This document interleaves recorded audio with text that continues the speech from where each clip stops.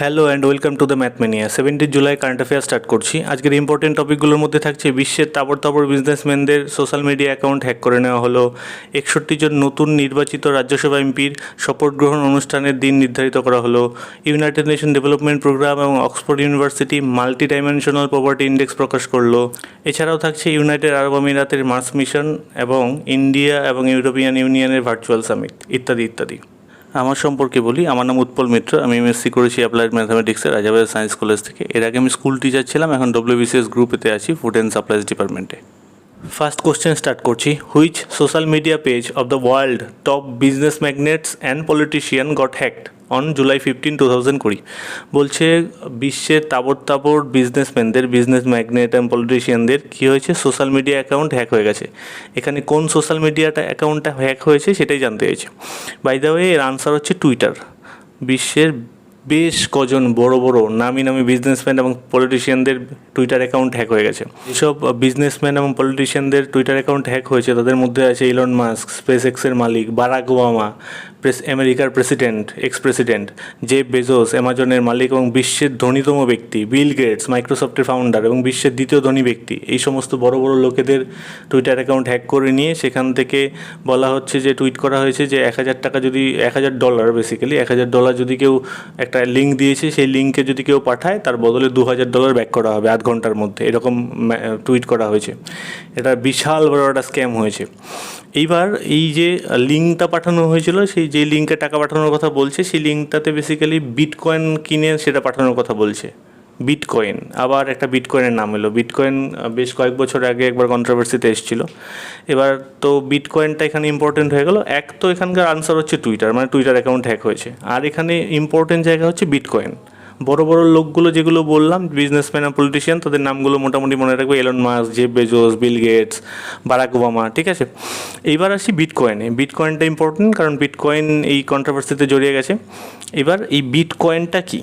Bitcoin এক ধরনের cryptocurrency. Bitcoin হচ্ছে এক ধরনের ক্রিপ্টোকারেন্সি। সেটা কি জিনিস? ক্রিপ্টোকারেন্সি বেসিক্যালি এক ধরনের কোড হয়, মানে আমরা যেরকম কারেন্সি ইউজ করি টাকা, আমাদের ইন্ডিয়ান রুপি, ইউএসএ ডলার, সেরকম বিটকয়েন এক ধরনের কারেন্সি, কিন্তু এটা ক্রিপ্টোকারেন্সি, যেটা অনলাইনেই হয়। আর এটা বেসিক্যালি কোনো টাকা নয়, এটা একটা কোড। মানে এক একটা ক্রিপ্টোকারেন্সি বা এক একটা বিটকয়েনের এগেনস্টে একটা কোড জেনারেট হয়, একটা ইউনিক কোড। এই টেকনোলজিটাকে বলে ব্লকচেন টেকনোলজি। ব্লকচেন টেকনোলজির মাধ্যমে এই ধরনের ক্রিপ্টোকারেন্সি ক্রিয়েট করা হয়। আচ্ছা, বিটকয়েন হচ্ছে মোটামুটি সবচেয়ে শুরুর দিকের ফার্স্ট ক্রিপ্টোকারেন্সি বলতে পারো বিটকয়েন। বিটকয়েনের যে ফাউন্ডার বা বিটকয়েন যে চালু করেছিল, তার নাম যে কী সেটা এখনও একটা মিস্ট্রি। যদিও সন্তোশি নাকামোটো নামে একজনকে বিটকয়েনের স্রষ্টা বলা হয়, সন্তোশি নাকামোটো, কিন্তু স্টিল এটা নিয়ে কন্ট্রোভার্সি আছে যে এই লোকটাই কি বিটকয়েনটা তৈরি করেছিল কিনা। ঠিক আছে, এবার বিটকয়েন হলো এক ধরনের ক্রিপ্টোকারেন্সি। এই ক্রিপ্টোকারেন্সিগুলো কিন্তু ইন্ডিয়াতে এখনও লিগাল। ক্রিপ্টোকারেন্সি বেশ কিছু দেশে ব্যান আছে, বেশ কিছু দেশে লিগাল। ইন্ডিয়াতে ক্রিপ্টোকারেন্সি লিগাল, আমরা এখানে বিটকয়েন কিনতেও পারি। ইনফ্যাক্ট একটা বিটকয়েনের ইন্ডিয়ান রুপিতে যদি দাম দেখি, এখন বিটকয়েনের দাম যাচ্ছে 6,87,000 টাকা এক একটা বিটকয়েনের দাম। আচ্ছা, এই দামগুলো মানে এক্সচেঞ্জ রেটটা ডিপেন্ড করে, এটা ডিমান্ডের উপর। যেরকম ডিমান্ড থেকে এক্সচেঞ্জ রেট বাড়ে কমে এরমভাবে যায়। এই বিটকয়েন ছাড়াও আরও কিছু ক্রিপ্টোকারেন্সি আছে, তার মধ্যে 2-3টে নাম শুনে রাখো। পেট্রো বলে একটা ক্রিপ্টোকারেন্সি হয়, পেট্রো, PETRO।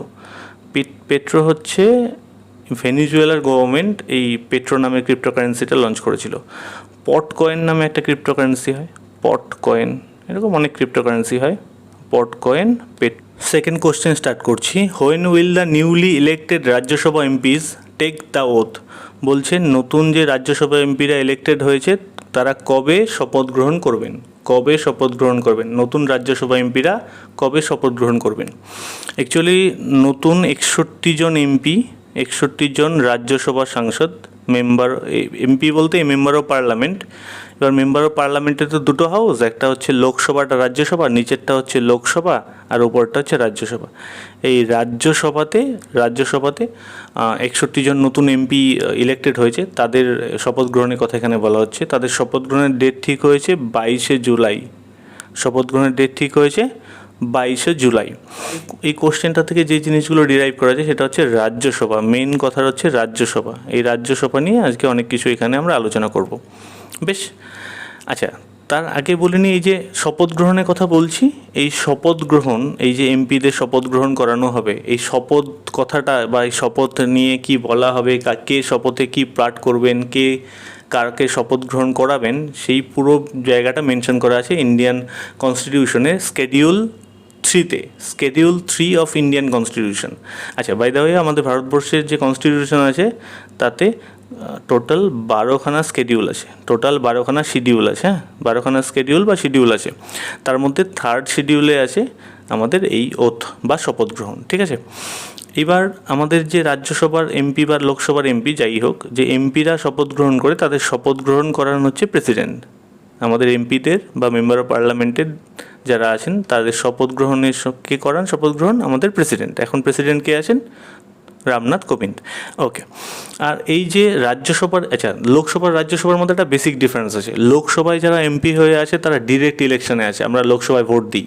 কিন্তু রাজ্যসভায় যারা এমপি হয়ে আছে, ইলেক্টেড হয়ে আছে, তারা কিন্তু ডিরেক্ট আমরা তাদের ভোট দিই না, তারা বেসিক্যালি ইনডাইরেক্ট ভোট হয়, ইনডাইরেক্ট সিঙ্গেল ট্রান্সফারেবল ভোট মানে দেবে। আমরা সাধারণ জনগণ ভোট দেবো না, এমএলএরা ভোট দিয়ে রাজ্যসভার এমপিদের পাঠাবে রাজ্যসভায়, ঠিক আছে। এইবার এই আমাদের যে এখন রাজ্যসভা আছে, এই আমাদের রাজ্যসভাতে টোটাল 245 মেম্বার আছে, টোটাল মেম্বার হচ্ছে 245। তার মধ্যে 233 হচ্ছে ইলেক্টেড, এরকম ইনডাইরেক্ট ইলেকশনে ইলেক্টেড হয়ে আসে স্টেট লেজিসলেটিভ অ্যাসেম্বলিগুলোর দ্বারা বা আমাদের বিধানসভাগুলোর দ্বারা। আর 12 জন হচ্ছে নমিনেটেড, আর 12 জন নমিনেটেড। কে নমিনেট করে? আমাদের প্রেসিডেন্ট নমিনেট করে। ওকে। এই মুহূর্তে আমাদের রাজ্যসভায় লিডার অফ দ্য হাউস, মানে রাজ্যসভার যে লিডার আছেন, রাজ্যসভার লিডার অফ দ্য হাউস হচ্ছেন থাওয়ার চাঁদ গেহলোট। আর লিডার অফ দ্য অপোজিশন কে আছেন? গোলাম নবী আজাদ হচ্ছেন লিডার অফ দ্য অপোজিশন। রাজ্যসভার চেয়ারম্যান কে আছেন? রাজ্যসভার চেয়ারম্যান, বাই দ্য ওয়ে, রাজ্যসভার চেয়ারম্যান হচ্ছে আমাদের ভাইস প্রেসিডেন্ট হয়, ভেঙ্কাইয়া নাইডু, যিনি রাজ্যসভার চেয়ারম্যান। আর রাজ্যসভার ভাইস চেয়ারম্যান কে আছেন? হরিবংশ নারায়ণ সিং, ইনি আছেন রাজ্যসভার ভাইস চেয়ারম্যান। এইবার ধরো আমাদের এই রাজ্যসভায় যারা তোমার এমপি হয়ে আসছে, তাদের টার্ম থাকে 6 বছরের, তারা 6 বছরের জন্য নিযুক্ত হন। এবার নিযুক্ত হতে গেলে কিছু ক্রাইটেরিয়া আছে, তার মধ্যে যেমন ইন্ডিয়ান নাগরিক হতে হবে, তোমার মেন্টালি ঠিকঠাক থাকতে হবে, মানে পাগল হলে চলবে না, তারপরে ধরো ব্যাংকরাপ্ট হবে না। আরেকটা মেন যেটা ইম্পর্টেন্ট সেটা হচ্ছে 30 ইয়ার্স অফ এজ দরকার হবে, 30 বছর মিনিমাম বয়স হতে হবে, তবেই সে রাজ্যসভার সাংসদ হতে পারবে। আর যদি লোকসভার ক্ষেত্রে ওটা 25 বছর। তবে ওয়েস্ট বেঙ্গলে আমাদের রাজ্যসভার এমপি আছেন 16 জন, টোটাল 16 জন রাজ্যসভার এমপি হয় আমাদের ওয়েস্ট বেঙ্গল থেকে। রাজ্যসভার কিছু ডিসক্রিশনারি পাওয়ার আছে যেগুলো লোকসভার নেই। 3টে ডিসক্রিশনারি পাওয়ার আছে রাজ্যসভার। সেটা কি? অল ইন্ডিয়া সার্ভিসের ক্ষেত্রে নতুন ভ্যাকেন্সি ক্রিয়েট করার ক্ষেত্রে রাজ্যসভার ডিসক্রিশনারি পাওয়ার আছে। আর কি আছে? আমাদের যে স্টেট সাবজেক্ট আছে, মানে আমাদের তো 3টে লিস্ট, আমাদের 3টে লিস্ট হচ্ছে স্টেট লিস্ট, ইউনিয়ন লিস্ট আর কনকারেন্ট লিস্ট। স্টেট লিস্টে স্টেট আইন তৈরি করে, ইউনিয়ন লিস্টে সেন্ট্রাল গভর্নমেন্ট তৈরি করে, আর কনকারেন্ট লিস্টে দুজনেই তৈরি করে। এবার স্টেট লিস্টের ক্ষেত্রে স্টেট লিস্টের উপর যদি আইন তৈরি করতে হয়, তাহলে একমাত্র সেটা রাজ্যসভাই পারে। ন্যাশনাল ইন্টারেস্টের ক্ষেত্রে, মানে জাতীয় স্বার্থে রাজ্যসভা স্টেট লিস্টের ওপর আইন প্রণয়ন করতে পারে। এটা হচ্ছে 2 নম্বর ডিসক্রিশনারি পাওয়ার। আরেকটা ডিসক্রিশনারি পাওয়ার কি হচ্ছে? যদি কোনো আমাদের যে ভাইস প্রেসিডেন্ট আছে ভেঙ্কাইয়া নাইডু, এনাকে যদি আমরা রিমুভাল করতে চাই, মানে ভাইস প্রেসিডেন্টের রিমুভালের জন্য যে রেজলিউশনটাকে উত্থাপন করা হবে, সেটা রাজ্যসভাতে উত্থাপন করতে হবে, সেটা লোকসভায় করা যাবে না। ভাইস প্রেসিডেন্ট রিমুভাল রাজ্যসভাতেই উত্থাপন করা যাবে, ঠিক আছে। এই 3টে হচ্ছে ডিসক্রিশনারি পাওয়ার। এবার ডিসক্রিশনারি পাওয়ার তো আছে, কিন্তু রাজ্যসভায় কিন্তু আবার কিছু লিমিটেশনও আছে। রাজ্যসভার পাওয়ার লোকসভা থেকে অনেক কম। যেমন তার একটা প্রকৃষ্ট উদাহরণ হচ্ছে মানি বিল লোকসভাতেই পাশ করা যাবে, লোকসভাতে পেশ করা যাবে, আর লোকসভাতে সেটা পাশ হওয়ার পর রাজ্যসভায় যাবে, কিন্তু যাওয়ার পর রাজ্যসভায় যদি সেটা পাস নাও হয়, 14 দিনের মধ্যে ওটা অটো পাস হয়ে যাবে, মানে ধরে নেওয়া পাস হয়ে গেছে। আর যদি রাজ্যসভা যদি মনে করে কিছু সাজেশন দেবে বা কিছু চেঞ্জ করবে, তাহলে সেটা সেই চেঞ্জেসগুলো বা সাজেশনগুলো লোকসভায় পাঠাতে পারে, কিন্তু লোকসভা যদি মনে করে মানবে, না মনে করে মানবে না, তাতেও কোনো সমস্যা নেই, বিলটা পাস হয়ে যাবে। বেসিক্যালি মানি বিলের ক্ষেত্রে রাজ্যসভার মানে সেই অর্থে কোনো কাজই নেই, শুধু আলোচনা করা ছাড়া। আরেকটা হচ্ছে নো কনফিডেন্স মোশন, যে আমাদের কোনো একটা গভর্নমেন্টের এগেনস্টে যদি নো কনফিডেন্স মোশন আনতে হয় তাহলে সেটা শুধুমাত্র লোকসভায় আনা যাবে, রাজ্যসভায় আনা যাবে না। ঠিক আছে, থার্ড কোশ্চেন স্টার্ট করছি। Which nation has recorded the largest reduction in multi dimensional property as per the latest UN report? বলছে কোন দেশটা রেকর্ড করেছে সবচেয়ে বেশি রিডাকশন করেছে। কি reduction? Multi dimensional property reduction করেছে সবচেয়ে বেশি পরিমাণে, বেশি সংখ্যক লোককে মাল্টি ডাইমেনশনাল প্রপার্টি থেকে বের করে নিয়ে এসছে। ইউনাইটেড নেশনের নতুন একটা রিপোর্ট বেরিয়েছে, সেই রিপোর্টে কোন দেশটা এই রেকর্ডটা করেছে, সবচেয়ে বেশি সংখ্যক লোককে মাল্টি ডাইমেনশনাল প্রপার্টি থেকে বের করে নিয়ে এসছে। By the way, multi dimensional প্রপার্টিটা মাপা হয় হচ্ছে বেশ কটা প্যারামিটার আছে, যেমন নিউট্রিশন, স্কুলিং, কুকিং ফুয়েল মানে রান্নার gas, drinking water, sanitization, housing, asset, এইসব যে প্যারামিটারগুলোতে মাপা হয় হচ্ছে multi dimensional property index. By the way, India হচ্ছে সেই দেশ, মানে আমরা এটা রেকর্ড করেছি সবচেয়ে বেশি সংখ্যক লোককে। কত সংখ্যক লোক? 27.3 কোটি লোককে 2005-06 থেকে শুরু করে 2015-16 এই সময়টার মধ্যে 27.3 কোটি লোককে মাল্টি ডাইমেনশনাল প্রপার্টি থেকে বের করে এনেছি। United Nation report, basically United Nation development programme এবং অক্সফোর্ড ইউনিভার্সিটি মিলিয়ে রিপোর্টটা বের করে। রিপোর্টটার নাম হচ্ছে মাল্টি ডাইমেনশনাল প্রপার্টি ইন্ডেক্স। আচ্ছা, এখানে ইউনাইটেড নেশন ডেভেলপমেন্ট প্রোগ্রামটা ইম্পর্টেন্ট হয়ে যাচ্ছে। ইউএনডিপি তৈরি হয়েছিল 1965-এ তৈরি হয়েছিল। Headquarter New York, USA. United Nation development programme বেশ কিছু ইন্ডেক্স প্রকাশ করে বা বেশ কিছু রিপোর্ট প্রকাশ করে। তার মধ্যে human development index, gender development index, the gender inequality index and অবশ্যই মাল্টি ডাইমেনশনাল প্রপার্টি ইন্ডেক্স, যেটা নিয়ে এখানে আলোচনা হচ্ছে। তোমরা আমাকে কমেন্ট সেকশানে বলো হিউম্যান ডেভেলপমেন্ট ইন্ডেক্স, যেটা এখানকার সবচেয়ে ইম্পর্টেন্ট ইন্ডেক্স, যেটা ইউএনডিপি বের করে, সেই ইন্ডেক্সটা কারা বানিয়েছিল? দুজন আছে, একজন ইন্ডিয়ান, একজন পাকিস্তানি। এই দুজনের নাম বলবে। ইউনাইটেড নেশন ডেভেলপমেন্ট প্রোগ্রামের আন্ডারে যে হিউম্যান ডেভেলপমেন্ট ইন্ডেক্সটা হয় সেটাতে ভারতের র্যাঙ্ক কত বলবে, আর বলবে যে ইউনাইটেড নেশন কবে এই এইচডিআই বা হিউম্যান ডেভেলপমেন্ট ইন্ডেক্সকে অ্যাডপ্ট করেছে, মানে কবে থেকে এই এইচডিআই ইন্ডেক্সটা বের করতে শুরু করেছে, সেই সালটাও আমাকে কমেন্ট সেকশনে বলবে। কোশ্চেন স্টার্ট করছি। The United Arab Emirates is said to launch its first mission to Mars. What is the name of the mission?